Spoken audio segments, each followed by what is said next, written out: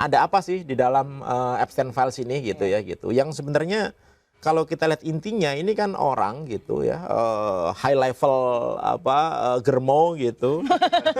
Iya kan? Iya benar. Dia ngumpulin apa namanya perempuan-perempuan, anak-anak, gadis-gadis muda gitu untuk. Nah, ketika itu terungkap, ya kan, Departemen Kehakiman di Amerika gitu ya, kemudian pemerintah Amerika, FBI dan lain-lain, itu kan melakukan pengungkapan. Mungkin kita di sini juga perlu meluruskan banyak hal terkait dengan ramainya ya Mas ya, ramainya informasi begitu keluar Epstein file ini kan langsung semua dianggap oh iya, oh ternyata begini, oh ternyata rekayasa, oh ternyata. Nah, kalau Bapak sendiri melihat apa yang bertebaran di sosmed terkait dengan Epstein file ini, apakah memang harus ditelan bulat-bulat sebagai kebenaran atau ada tujuan lain kenapa ini menyebar, Pak? Ya, memang kalau kita lihat ya, Mbak Fitri ya, bahwa ternyata informasi itu sekarang menjadi komoditi. Gitu. Semua orang ketika ada informasi itu bisa memanfaatkan informasi tersebut dengan versinya masing-masing. Nah, berkaitan dengan Epstein File ini kan dokumen yang sebenarnya sudah lama nih, ya kan? Baru kemarin dibuka sedikit-sedikit, akhirnya kemarin dibuka banyak tuh. Ada jutaan dokumen gitu, 3 juta lebih dokumen begitu, yang dibuka untuk publik, sehingga publik bisa baca. Sebenarnya ada apa sih di dalam Epstein Files ini gitu ya gitu. Yang sebenarnya kalau kita lihat intinya ini kan orang gitu ya, high level germo gitu. Iya kan? Iya benar. Dia ngumpulin apa namanya perempuan-perempuan, anak-anak, gadis-gadis muda gitu untuk suplai pejabat-pejabat, suplai pengusaha-pengusaha besar dan lain-lain begitu, lintas negara, ya kan? Kan itu. Sehingga dia terkenal zaman dulu di mana-mana gitu, bahwa ya dia dekat dengan politikus, dekat pengusaha-pengusaha besar, dekat dengan pembuat kebijakan dan lain-lain. Kan sebenarnya intinya itu. Nah, ketika itu terungkap, ya kan, Departemen Kehakiman di Amerika gitu ya, kemudian pemerintah Amerika, FBI dan lain-lain, itu kan melakukan pengungkapan, ya kan. Beberapa kali dia didakwa gitu, melakukan perbuatan jual beli seks ini gitu, ya kan. Kemudian juga beberapa kali gitu dia sudah masuk trial, udah didakwa gitu, dipenjara tapi dilepaskan lagi gitu, ya kan, ataupun dipenjara hukumannya ringan gitu ya. Ini padahal kalau kita lihat kasusnya itu harus sangat berat.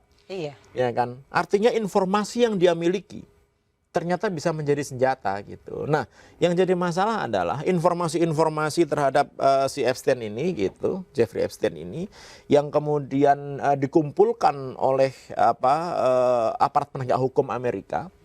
Itu ada jutaan jumlahnya, ya kan? Ngambil dari clipping koran, ngambil dari internet, ngambil dari foto-foto yang dikirimkan, ngambil dari manapun gitu, dari potongan email, dari manapun lah gitu untuk mengungkap kasus ini gitu. Itu jadikan satu nih.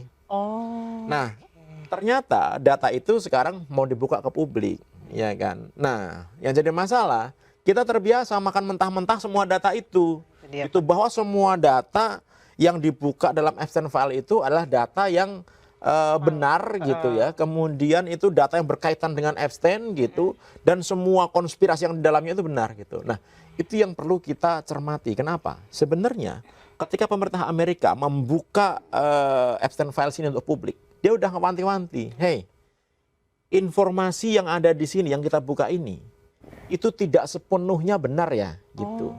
Ini ada informasi hoaxnya, ada informasi palsunya, ada informasi rekayasanya, ada informasi-informasi yang tidak terkait dengan si Epstein. Gitu. Tapi ini adalah dokumen-dokumen yang kita kumpulkan, clipping-clipping yang kita kumpulkan, informasi-informasi yang kita kumpulkan untuk mendukung penegakan hukum terhadap si Epstein ini.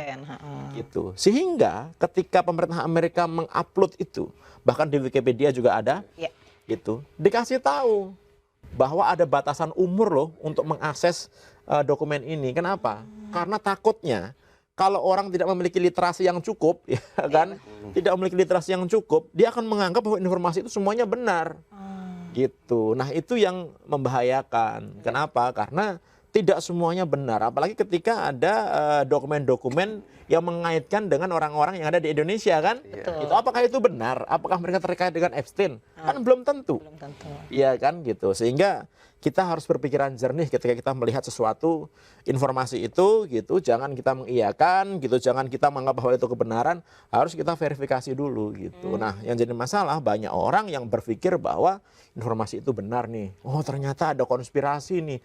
Oh, ternyata dulu yang kita pikirkan benar kan gitu. Ternyata yang kita omongkan benar kan gitu. Ya, itu kadang-kadang cocokologi aja gitu, ya kan, dicocok-cocokin seolah-olah benar dan lain-lain. Itu perlu diuji kalau menurut saya gitu. Tapi intinya sebenarnya adalah kasus Epstein ini bukan hanya sekedar kasus konspirasi atau kasus perdagangan seks dan lain-lain gitu. Tapi ini membuktikan bahwa informasi itu, data itu begitu powerfulnya.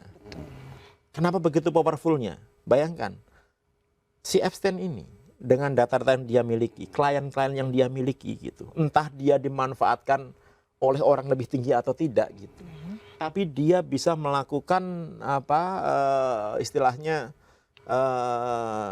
penekanan gitu terhadap orang-orang yang mungkin pernah menjadi kliennya, gitu ya kan.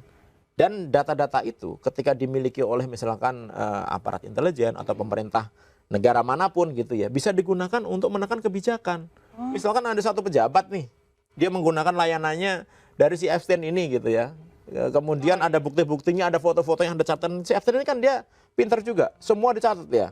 Dia pergi kemana, naik apa, kemudian siapa kliennya, sumbernya dari mana, orangnya siapa yang dikirimkan, gitu, yang ngirim siapa. Kan dia juga punya beberapa anak buah di Eropa dan di Amerika itu yang nyuplai bahan bakunya, gitu kan, ke si Epstein ini gitu kan, gitu.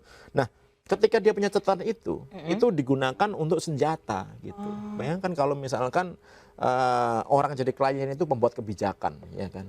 Kalau ditahan, Anda kalau misalnya nggak mau ngikutin kebijakan kita, nanti kita bongkar loh ini loh. Pakai buat menekan. Sehingga mau nggak mau dia akan melakukan hal yang diinginkan oleh si pemilik informasi itu, ya kan. Bahkan walaupun orang tersebut belum misalkan pelanggaran hukum lah ya, melakukan kegiatan seks kayak seperti ini gitu ya, gitu, melanggar hukum. Walaupun dia belum dihukum, dampaknya itu sudah sangat luar biasa. Dampak politik, dampak nama baik ya kan, dampak kebijakan dalam satu negara kalau dia pembuat kebijakan gitu. Jadi ini luas banget ini efeknya nih gitu. Oleh karena itu, kenapa saya bilang informasi itu, data itu bisa menjadi senjata gitu. Bahkan nggak perlu kita pakai peluru atau rudal. Ini bisa menghancurkan negara gitu. Bisa menghancurkan kebijakan satu institusi. Gara-gara hal-hal yang seperti ini gitu.